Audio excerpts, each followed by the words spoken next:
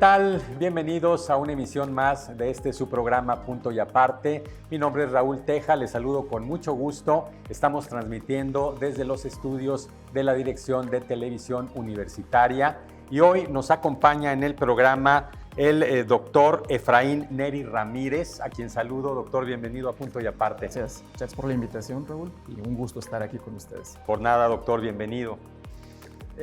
Antes de iniciar con el tema, que por cierto es muy interesante y de interés para todos ustedes, sobre todo en estos momentos en que voy a hablar un poquito, adelantar un poquito en que el agua nos ha llegado, gracias a Dios, doctor, nos ha llegado en demasía, pero hay que cuidarla más que nunca y sobre eso vamos a hablar el día de hoy. Pero antes de entrar de lleno al tema, le comento la trayectoria brevemente del doctor Efraín Neri Ramírez. Él es doctor en Ciencias en Hidrociencias por el Colegio de Postgraduados. Actualmente es profesor en la Facultad de Ingeniería y Ciencias de nuestra universidad.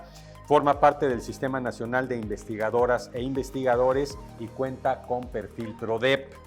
Su línea de investigación está enfocada en la conservación y uso y manejo del agua. Y el tema que vamos a tratar hoy, le decía yo, la importancia, la relevancia de esto es conservar el agua hoy para un futuro sostenible. Doctor, hoy la tenemos, casi podría decir a manos llenas con las lluvias que nos han llegado, pero ¿qué pasará si no la sabemos utilizar? ¿Qué pasará en el futuro, verdad? Bueno, mire, es un tema, como ya lo menciona, de suma importancia. A nivel mundial, todo el planeta está pasando por un estrés hídrico. El 40% de la población tiene algún grado de estrés hídrico. Y aquí en el país se hace aún todavía más notorio ese estrés. Tenemos cerca del 77% de la población en México que está sufriendo algún tipo de estrés. Si bien es cierto, el año pasado, 2024 y 2025, debido a las tormentas tropicales que hemos tenido la bendición de recibirlas, el agua ha aumentado un poquito su disponibilidad. Sin embargo, aún no es suficiente como para poder decir que ya la tenemos segura. Sin embargo, si no empezamos a planear hoy para el futuro de mañana, pues vamos a tener problemas relativamente muy drásticos. Bien, doctor, pues creo que con eso me contesta en parte la primera pregunta, que es el por qué es tan importante hablar hoy en día sobre la conservación del agua. Sí, tal vez abundando un poquito más. El agua es un recurso renovable, es un recurso, el planeta se conoce como el planeta azul, de hecho, estamos cubiertos prácticamente de agua, pero un factor que la mayoría de la población desconoce es que ese 97% de esa agua es salada y un porcentaje muy pequeño, 2.5% aproximadamente, son aguas dulces. Y de esos, casi la mayoría se encuentra en glaciares. Solamente hay un porcentaje muy pequeñito que se encuentra en cuerpos superficiales o en los acuíferos. Pero tal vez adelantándome un poquito, aquí en el país el agua subterránea contamos con 653 acuíferos. De esos 653, 105 ya tienen un grado de no disponibilidad. Entonces, ahí la importancia. Aguas superficiales y subterráneas son escasas. Bien, doctor. ¿Cuáles considera que son los principales desafíos que enfrenta México en materia de disponibilidad y gestión del agua? Una pregunta muy interesante. Y me imagino que muchos. Sí. Me gustaría decir que solo tenemos una problemática, pero tristemente no es así.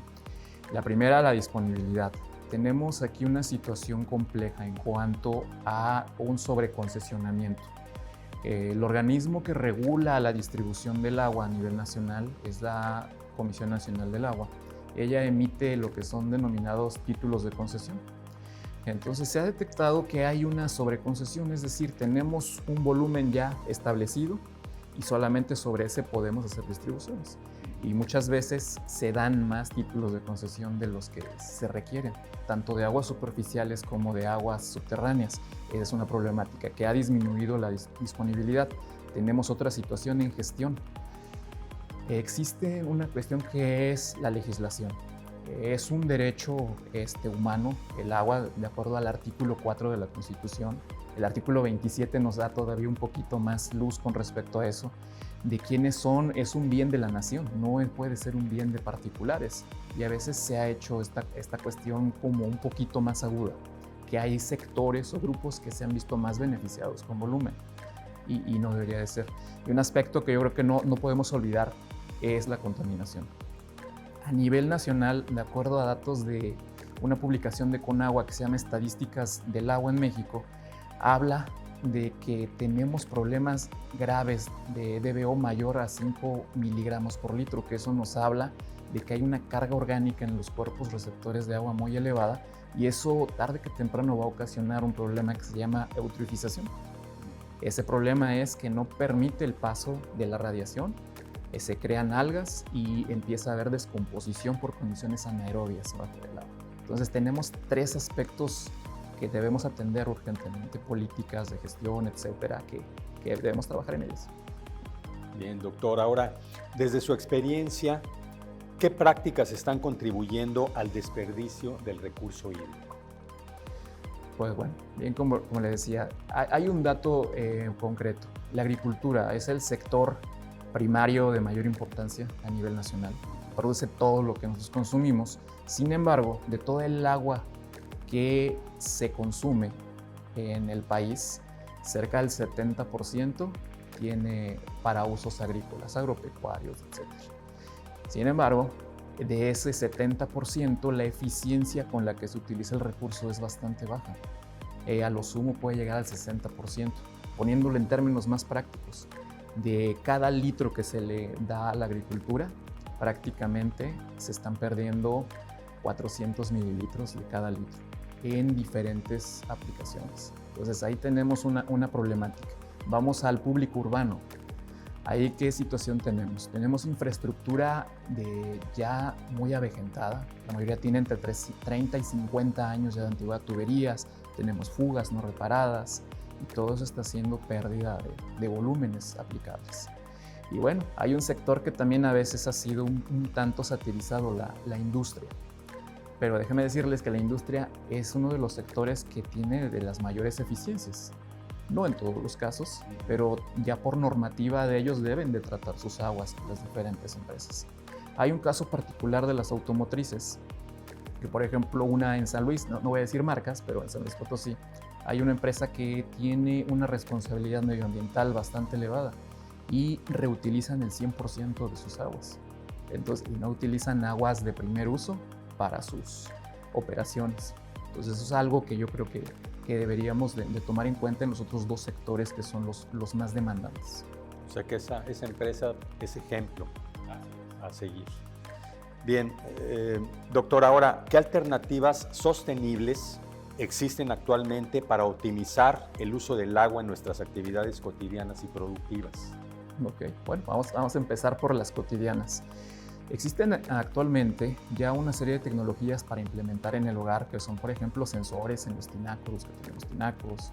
Hay, por ejemplo, ya regaderas ahorradoras que tienen gastos de 6 litros por minuto, son ahorradoras.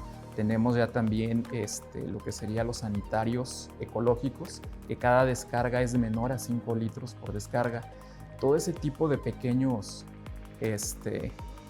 ahorros, créanme que son significativos cuando ya se hacen en un volumen mayor y cuando más de 2 personas, 3, 4 lo empiezan a hacer. Otro de los aspectos es que aunque nosotros normativamente estamos obligados en nuestros hogares a tener un medidor de flujo volumétrico, que con ese se basa las dependencias de agua potable para decir cuánta agua estamos consumiendo, muchas veces tienen algunas fallas y subestiman los gastos. Entonces a veces estamos gastando más agua de la que requerimos. Y les voy a dar otro dato concreto. En la cuestión de las zonas urbanas, el consumo per cápita varía de entre 150 litros por persona por día hasta 200 litros por persona por día. Y por otro lado, las zonas rurales son 50 litros por persona por día. Entonces, tal vez ahí sería una de las cuestiones de ahorrar. Acercarnos más a esos 50 litros y alejarnos más de esos 150 a 200. Creo que serían los aspectos. En la industria, pues tratamientos. Vamos a decirlo, hay un problema grave para el tratar el agua, es que se necesita mucha energía. Es mucho gasto económico, de establecimiento, de mantenimiento, etcétera. Pero existen tecnologías de bajo costo que nos pueden ayudar a darles ese tratamiento.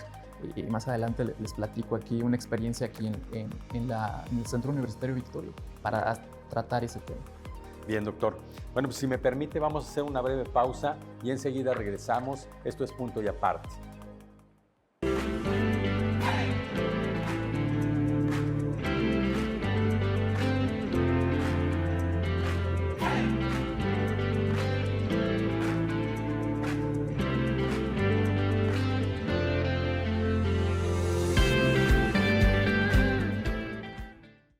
Ya estamos de nuevo aquí en Punto y Aparte platicando con el doctor Efraín Neri Ramírez sobre un tema que le decía yo es de gran relevancia, conservación del agua para el futuro. Doctor, ahora dígame, ¿cómo ha cambiado la disponibilidad del agua en los últimos años y qué factores están influyendo en esto? Pues, tal vez hay algunos como el presidente Trump, ¿verdad?, que dice que el cambio climático no existe, pero yo creo que es bastante evidente que sí. ¿Cómo se manifiesta este cambio climático? Ha habido una variabilidad climatológica, es decir, las precipitaciones han variado mucho en los últimos años. La temperatura en los mares ha aumentado también y eso ocasiona cambios en el ecosistema, en la biodiversidad. Pero vamos a concentrarnos en los cambios en la precipitación. Antes, aquí en el país, lo regular es que la temporada de lluvias, estiaje, estaba un poquito más distribuida a lo largo del año. Pero ahorita, por ejemplo, en los últimos 2 años que hemos observado, a partir de junio, julio, empieza a llover. Aquí, por ejemplo, en Ciudad Victoria, el mes donde por excelencia siempre llovía más era septiembre. Y ahora ha sido julio, un poquito de septiembre, octubre. Entonces, todo lo que llovía distribuido por lo menos en 4 o 5 meses, ahora llueve en 2 meses nada más. ¿Eso que ocasiona? Que nuestra capacidad de retener esos escurrimientos se ha visto limitada. Entonces, casi la mayoría del agua escurre y eso también trae degradación, puede ocasionar erosión, etc. Y eso está permeando de forma, vamos a decirlo así, negativa en que el agua pueda ser conservada, que pueda mantenerse. Hay un término que se llama cuencas hidrológicas, que contempla, por ejemplo, agua subterránea, agua superficial, y vamos a decir, la salud de una cuenca está determinada por esa capacidad que tiene de retener el agua y de sustentar vida compleja con ello. Entonces, disponibilidad ha variado principalmente por cuestiones de cambio climático, pero también por un aspecto nuestro, que es una presión antropogénica. Estamos gastando más agua de la que se requiere, estamos desperdiciando mucha en el público urbano, lo de las fugas, y el sector agrícola, vuelvo a insistir, yo estoy en la Facultad de Ingeniería y Ciencias y en agronomía en específico. Necesitamos cambiar los paradigmas que se tienen. A veces no regar con más agua es más eficiente o no es mejor. A veces las mismas plantas se pueden estresar por ese exceso de agua o pueden ralentizar sus actividades fisiológicas. Entonces es mejor cuantificar, pero esos aspectos han tenido un deterioro y han reducido significativamente la disponibilidad. Les voy a poner también un dato concreto.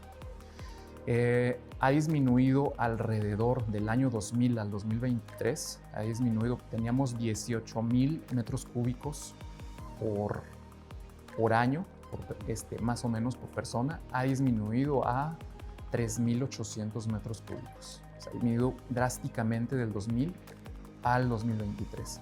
Y la tendencia va a ser que todavía va a disminuir más.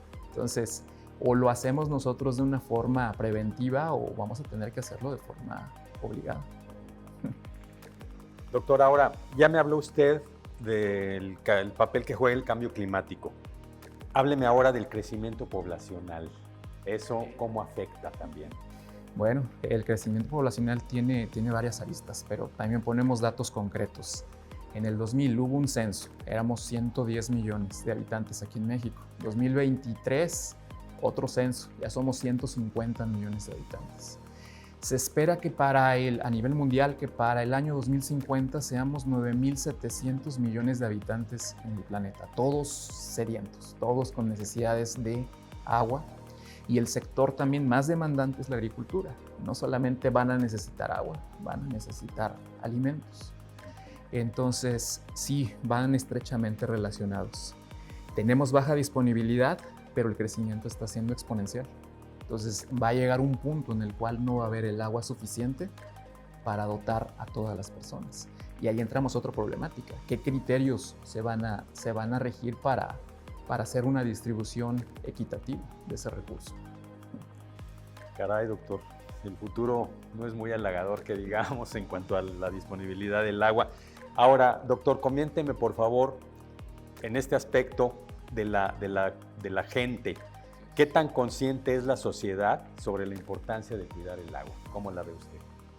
Pues no me gustaría generalizar, sin embargo, considero que mi generación, por ejemplo, yo tengo 43 años, y mi generación no era tan consciente de la problemática como lo es la generación actual. Yo creo que por el boom de las tecnologías, de los medios de comunicación, yo creo que ha habido un poco mayor grado de concientización. Sin embargo, hace falta trabajar más. Y el factor humano es el decisivo. Hemos ocasionado esa baja disponibilidad de forma directa o de forma indirecta. Entonces somos los principales responsables para tomar medidas que ayuden a conservar ese recurso. De toda la sustentabilidad, todos los principios que la sustentan, el conservar el agua es algo que depende intrínsecamente del ser humano. Lo podemos hacer. Hay solución, por decirlo así. Puede haber solución, qué bueno. Eso es halagador, ¿verdad? Es un respiro. Bien, doctor, ahora, ¿qué estrategias considera efectivas para fomentar una cultura del ahorro y uso responsable del agua desde edades tempranas? Es importantísimo. Yo creo que es una parte central que debería ser tomada en cuenta por todas las instituciones, por la Secretaría de Educación Pública. Creo que desde edades muy tempranas, desde preescolar, todo el nivel básico, debería haber cursos que tengan ese enfoque. Aquí en la universidad nosotros tenemos esta parte de responsabilidad social. Yo creo que también las escuelas a nivel básico deberían de tener una clase de educación ambiental y responsabilidad social. Como individuos, ¿qué responsabilidad tenemos con nuestro entorno? Yo creo que cuando tenemos ese sentido de pertenencia, de saber que si yo hago algo o dejo de hacer algo voy a afectar no solo a mí, sino también a mi vecino, eso nos va a hacer entrar en conciencia. Ahora hay sector agrícola. El sector agrícola necesita mucha inversión, necesita mucha infraestructura. La infraestructura hidroagrícola con la que cuenta actualmente tiene más de 100 años. Entonces se ha invertido muy poco. Y el cambio que pudiera ocasionar, le voy a poner un dato concreto. Aquí en el país tenemos 20 millones de hectáreas que son factibles para la agricultura. De estos 20 millones, hay 6 millones más o menos que son superficie con riego. Y de esos 6 millones, hay menos tal vez 2 millones que tienen algún grado de tecnificación, que están haciendo un uso eficiente del agua. Pero con esos 2 millones de hectáreas se producen cerca del 70% de todos los alimentos que consumimos en el país y que exportamos, etc. Entonces, sí se puede, y se puede empezar desde edades muy tempranas para que las nuevas generaciones ya tengan ese cambio en el chip. ¿De qué manera la tecnología puede contribuir a un manejo más eficiente del recurso hídrico? Yo creo que van de la mano. Muchas veces nosotros a veces tenemos ese temor de que, por ejemplo, ahorita ya salió la inteligencia artificial y a veces decimos, no, nos va a reemplazar o va a hacer cosas, no sé. Pero si pues, sabemos manejarlas y trabajamos de la mano de ella, nos pueden ayudar. Voy a poner un ejemplo claro en la agricultura. Si nosotros utilizamos tecnologías como sensores de humedad, como imágenes multiespectrales que ya se usan con los drones agrícolas, como imágenes satelitales, podemos nosotros monitorear el estado fenológico de los cultivos, saber cuándo regar, cuándo fertilizar, cuándo aplicar algún tipo de control para plagas o enfermedades prácticamente antes de que se presente. Y como bien sabe, una acción preventiva siempre va a ser mucho mejor que una correctiva. Entonces la tecnología debe ir de la mano. Eso es en el sector agrícola. Por ejemplo, en el sector público urbano, existe también ya tecnología para que podamos determinar dónde están ubicadas las fugas, por ejemplo. Entonces hay pérdidas de carga, tenemos una presión manométrica y podemos identificar con una precisión bastante alta el punto exacto donde hay una pérdida de presión que puede deberse a una fuga. Cuando nosotros reparamos fugas vamos a tener recuperación de volúmenes bastante elevados. Y volvemos a la industria. La industria, pues como es un capital privado, a veces se le exige tal vez un poco más. Digo, yo no es que esté en favor de la industria o algún sector en específico. Sin embargo, yo creo que hay algunas cosas que podemos tomar en cuenta de ellos. Ellos, por ejemplo, utilizan tecnologías avanzadas para controlar casi todos sus sistemas para ser eficientes. Una empresa jamás va a perder dinero. Claro. Entonces ellos siempre buscan eficientar todo. Entonces tal vez copiar ese tipo de modelo en los otros dos sectores, porque al final es un ganar-ganar para todos. Conservas el agua y eres más productivo. Bien, bien, doctor, pues si me permite vamos a hacer nuevamente una breve pausa y enseguida regresamos.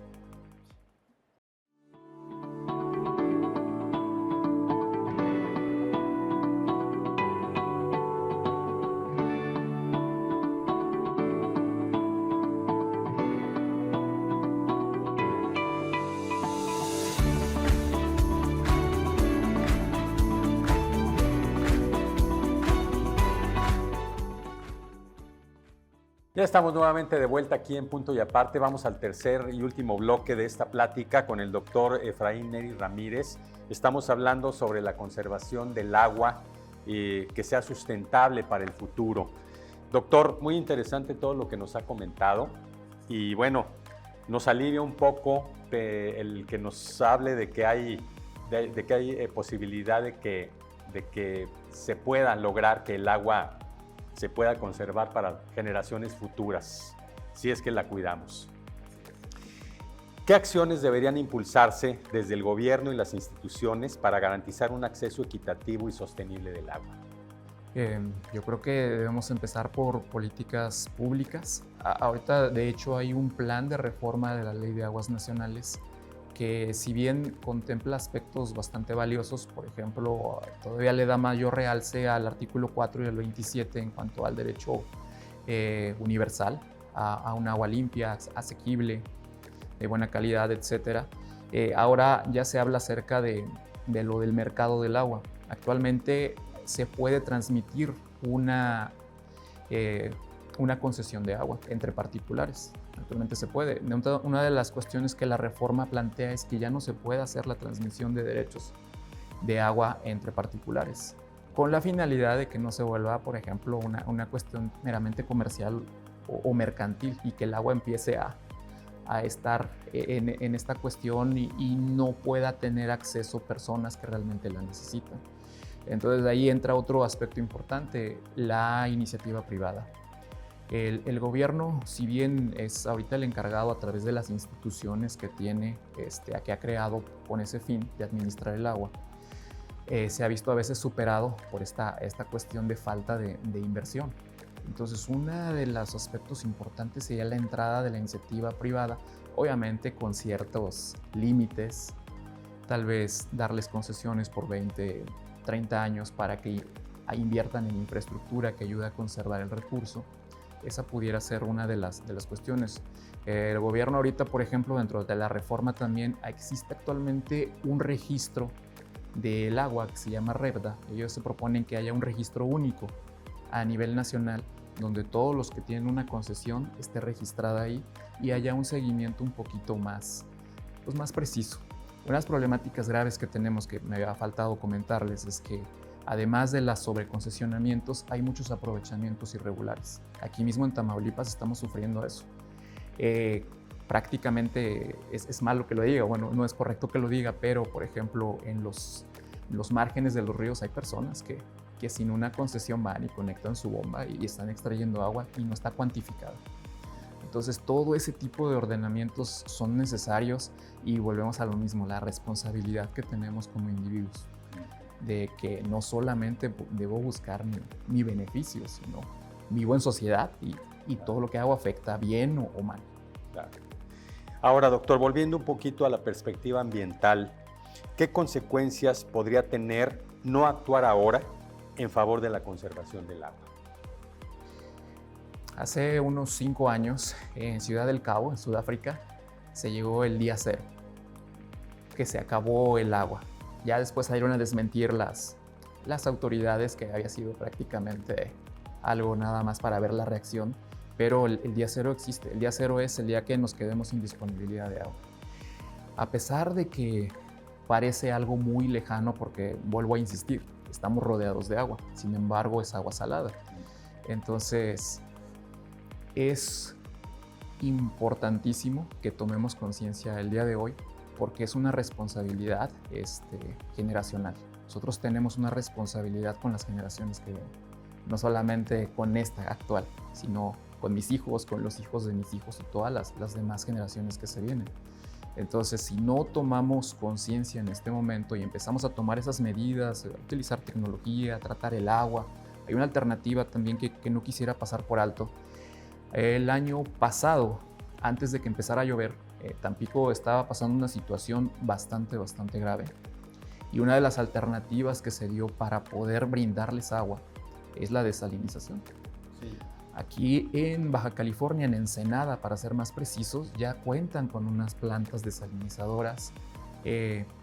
Donde tienen la mayor tecnología es en Dubái. No tienen agua, pero tienen petróleo. Entonces están invirtiendo muchísimo con plantas desalinizadoras de última generación que son bastante eficientes. Entonces hay alternativas, sí conservarla, pero también tenemos alternativas para que podamos aumentar la disponibilidad. Y el tratamiento de las aguas. Casi la mayoría de las plantas que hay en el país solamente tienen hasta un tratamiento secundario. Explico rapidísimo. En primario simplemente se quita todo el material particulado grueso, es como un cribado. En el secundario ya se le puede aplicar cloro, algún tipo de desinfección, pero casi nadie hace tratamientos terciarios, que ya implica, por ejemplo, ósmosis inversa, ozonificación, lámparas UV, que van a matar virus, bacterias, etcétera, y le van a dar una calidad bastante buena. Entonces, la agricultura necesita ya no usar agua de primer uso, necesita utilizar agua tratada. Esa es una alternativa. Bien. Ahora, doctor, ¿cómo podemos equilibrar el desarrollo económico con la protección de los recursos hídricos? Excelente pregunta. Esta situación es, si nosotros dedicáramos apenas el punto, tal vez 2% del Producto Interno Bruto para invertirlo en obras de conservación, en tecnologías que ayuden a hacer una mejor distribución del agua, cuidarla y todo, la recuperación que se tendría sería bastante amplia. Porque voy a poner un caso concreto en la agricultura. Hace algunos años yo tuve la oportunidad de trabajar en una zona del centro del país, Puebla, límites con Morelos, una zona cañera.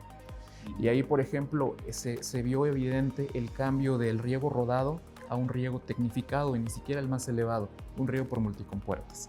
Pasaron de tener producciones de 90, 80 toneladas por hectárea hasta 150 toneladas nada más haciendo la tecnificación. Entonces ahorraron agua y a la vez aumentó su productividad y pues obviamente los recursos para las familias. Entonces es un aspecto bastante interesante, y en casa es lo mismo. Yo creo que a todos nos gustaría pagar menos de agua. Entonces, si usted ahorra, si se mantiene debajo de los estándares que se tienen, por ejemplo, que son los 10 metros cúbicos por mes, el gasto y también el gasto a su bolsillo va a ser todavía inferior. Entonces, sí, hay alternativas y sí se puede hacer. Claro que sí. Claro. Y finalmente, doctor, ya para cerrar, en base a su experiencia y a su conocimiento, ¿qué mensaje le gustaría compartir con nuestra audiencia sobre la importancia de conservar el agua hoy para asegurar un futuro sostenible? La pregunta del millón. Sí, ¿verdad? Desearía que solamente hubiera una respuesta. Sin embargo, es algo más complejo. Conservar el agua es el único factor que depende de nosotros. Casi todos los demás están fuera de nuestro control, pero el conservarla sí lo es. Si nosotros logramos, con ayuda de las tecnologías, con ayuda de políticas de gestión de agua más eficientes, vamos a darle una mano a la tierra para que pueda conservar, para que todos los ecosistemas puedan permanecer, para que la biodiversidad persista y principalmente para que, como se ha dicho muchas veces, el ciclo del agua, el agua es la misma ahorita que la que hubo al inicio de los tiempos. Sin embargo, ha cambiado nada más. Está contaminada o no está contaminada. Vamos a hacernos responsables y como generación, ahorita en el 2025, yo creo que sentar las bases para que las futuras generaciones ya lo tengan prácticamente desde la cuna, por decirlo así, ese cuidado, esa responsabilidad con sus semejantes, con el planeta, y es una tarea de todos. Muchas gracias. Bien, doctor, pues yo quiero agradecerte tu presencia aquí en Punto y Aparte, doctor. Gracias, es el doctor Efraín Neri Ramírez que nos ha hablado de este tema tan relevante, tan importante, del que debemos de hacer todos conciencia, la importancia de conservar el agua para el futuro. Yo me despido, esto ha sido Punto y Aparte. Les recuerdo que esta es una producción de la Dirección de Televisión Universitaria TV UAT y lo esperamos en una próxima emisión. Hasta pronto.